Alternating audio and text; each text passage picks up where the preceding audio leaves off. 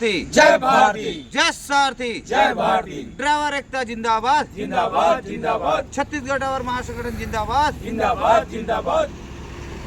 नमस्कार, जय हिंद, जय साथी, साथी का जिंदाबाद। आप सभी के बीच में विशेष जानकारी आज मैं देना चाहता हूँ कि आज हम लोग सम्माननीय मंत्रालय के हमारे परिवहन आयुक्त जो ट्रांसपोर्ट कमिश्नर जी हैं और सारे विभाग के पदाधिकारीगण, डिपार्टमेंट, वित्त विभाग के और IT विभाग के सभी पदाधिकारीगण आज मौजूद थे मीटिंग में।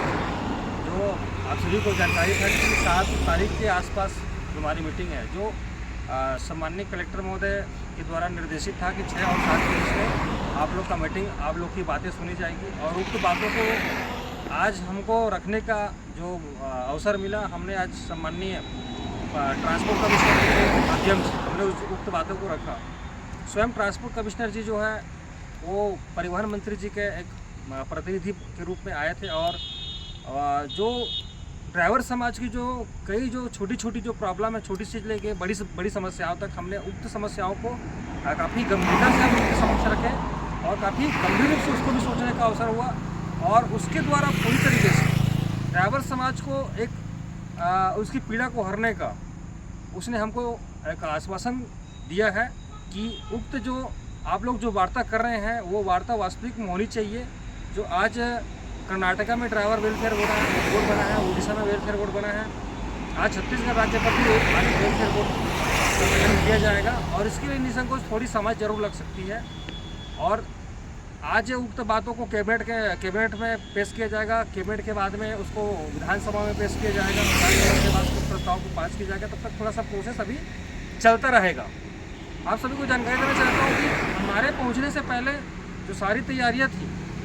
जो ड्राइवर समाज को क्या क्या मिलना चाहिए, क्या क्या योजना सरकार के द्वारा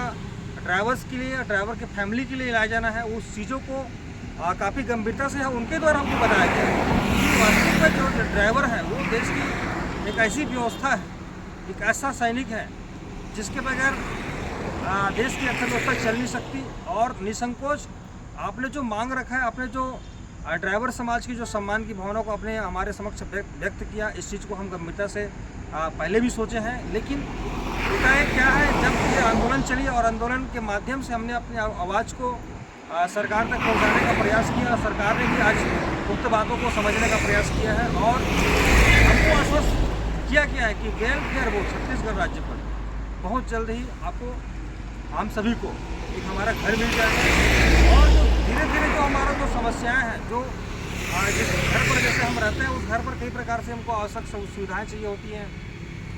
कई प्रकार से हमको वहाँ पर असुविधा होती है, तो उस सुविधा को हम धीरे धीरे बांटने का प्रयास करते हैं। वैसे ही जो हमारी जो समस्याओं की अगर हमको बीमा नहीं मिला या हमको कोई पेंशन नहीं मिला या हमारे साथ कोई मोटर मालिक दुर्व्यवहार कर रहा है या हमारा जो काम के एवज में हमारा वेतन कम है, घंटे निर्धारित नहीं है या हमारे लिए कोई डे नहीं है, ऐसा कई जो चीज़ें हैं उन चीज़ों को हम धीरे धीरे हम स्टेट गवर्नमेंट से मांग करते रहेंगे। साथ ही साथ आप सभी को जानकारी देना चाहता हूँ कि ड्राइवर सुरक्षा कानून जो अहम मुद्दा था, जो हमारी जो प्रमुख मांगों में से एक थी, और छत्तीसगढ़ राज्य पर पूर्ण शराबबंदी, इस विषय पर भी बात हुआ है। शराबबंदी के विषय में भी उनके द्वारा कहा गया है कि ये बहुत महत्वपूर्ण विचार करने की बातें हैं और साथ ही साथ आश्वासन किया गया है कि जहाँ जहाँ पे नेशनल हाईवे के आसपास जो शराब की दुकान है उसको प्रतिबंधित करने का भी आश्वासन हमको मिला है। साथ ही साथ ड्राइवर सुरक्षा कानून के लिए केंद्र सरकार को यहीं से ही तत्काल में सूचित किया जाएगा। केंद्र सरकार को ड्राइवर की समस्याओं के बारे में अवगत करा दिया जाएगा कि सेंट्रल लेवल से ड्राइवर के लिए सुरक्षा कानून, जो ड्राइवर के साथ हाथापाई करते हैं, मारपीट करते हैं, ड्राइवर का पेमेंट रोकते हैं, अनाचारी लोग रोड पर लूटपाट करते हैं, उसके लिए कड़ी से कड़ी कानून बनाने की बात जो है परिवहन आयुक्त जी ने, ट्रांसपोर्ट कमिश्नर जी ने हमारे समक्ष किया है और उक्त बातों को भी ट्रांसपोर्ट मिनिस्टर के साथ साथ मुख्यमंत्री जी के पास में तत्काल इस बात को भेजने का प्रस्ताव भी हमारे साथ पेश किया हुआ है। तो आप सभी को इस वीडियो के माध्यम से जानकारी देना चाहता हूं कि हमने जो पहला सीढ़ी जो बात करने का, जो हम समकक्ष सीधे हम अपनी वार्ता को, अपनी समस्याओं को ट्रांसपोर्ट कमिश्नर के साथ में हम पेश कर सकें,